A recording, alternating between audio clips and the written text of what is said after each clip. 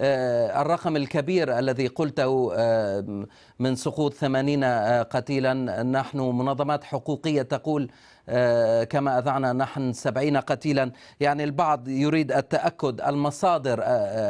طبعا لا يمكن التأكد من مصادر رسمية أو تواجد حصيلة رسمية بذلك. نحن لدينا 74 اسم شهيد و6 أسماء مفقودين لا نستطيع تحديد إن كانوا قتلوا أو لا. أنا قلت 80 شهيد ومفقود. نعم. لدينا 310 110 منهم في محافظة درعا وحدها، والباقي في المحافظات التي ذكرت، ريف دمشق وحمص اليوم. وما أعطيك إياه سنرسله لكم في البريد الإلكتروني بالاسم. لا يمكن أن نقدم أي معلومة أو نتبنى أي رقم إذا لم يكن لدينا تأكيدات من أكثر من مصدر، ونحن نتابع منذ الصباح حتى ما يكون في أي خطأ. لذلك أنا قلت دخلنا مرحلة التوحش الأمني، لأنه بالفعل اليوم أصبح السؤال هو عندما نقول إسقاط النظام هو إسقاط السلطة الأمنية وأجهزة الأمن. لابد من أن تحاسب هذه الأجهزة، إقالتها والمحاسبة ووضع حد لها وإعادة تكوين جهاز الأمن السوري بشكل مختلف تماما ليدافع عن البلد، لا تكون مهمته قمع المواطن وقمع الناس. اليوم هذه نقطة الفصل. يوم الجمعة العظيمة هي نقطة الفصل بين عهد السلطة الأمنية وعهد جديد يمكن ندفع كثير ثمنه غالي، لكن لابد من الخلاص من الأجهزة الأمنية. لم يعد هناك أي مجال للتعايش معها، لأنها إذا بقيت ستقتل تحت في الأقبية أضعاف ما قتلت في الشوارع. لذا اليوم قالت للمجتمع بأن علاقتها فيه هي بالبندقية وبالقتل الصرف وبشكل عشوائي.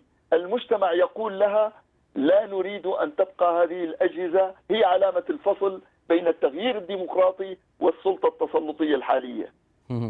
طيب سيد هيثم، يعني خروج المتظاهرين في تحدي واضح لقرار السلطات منع التظاهر لأي سبب كان، ما الذي يعنيه ذلك؟ ألم تكن تلك المراسيم الرئاسية التي كانت حتى الأمس القريب حلما في سوريا ألم تكن كافية لوقف حدة التظاهرات ووقف سقف المطالب؟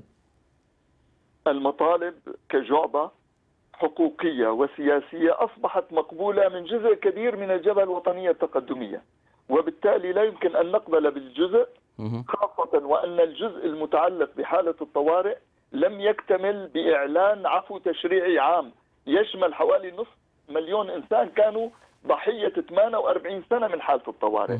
النقطة الثانية الجعبة السياسية. حتى الآن هناك 3 سلطات مؤممة من قبل السلطة التنفيذية التي تسيطر عليها أجهزة الأمن. لابد من أن نبدأ بفك هذه السلسلة عبر انتخابات حرة ليكون لدينا مجلس تأسيسي وسلطة تشريعية ينتخبها الشعب، وإلا سنبقى في الفريق القديم وفي جهاز القمع القديم ولم يتغير شيء. طيب سيد هيثم، في عجالة لو سمحت، ما هي خطوتكم المقبلة أنتم في المنظمة العربية لحقوق الإنسان إزاء ما يحدث في سوريا؟ في اللجنة العربية لحقوق الإنسان سنقوم الآن باستكمال التوثيق مع التحالف الدولي لملاحقة مجرمي الحرب من أجل إقامة دعوى قضائية أمام المحكمة الجنائية الدولية، ويحق للمدعي العام مباشرة ذلك بمبادرة من نفسه إذا كان لدينا الأدلة الكافية، ونحن لدينا حتى الآن كل الأدلة التي تدل على أركان الجريمة ضد الإنسانية. وهناك قائمة الآن نسميها القائمة السوداء بكل الذين شاركوا أو أمروا بارتكاب المجازر وحوادث القتل بحق الشهداء، وهؤلاء لن يذهب بدون عقاب دمهم. سنتابعهم أمام هيثم مناع في باريس، شكرا جزيلا لك. ينضم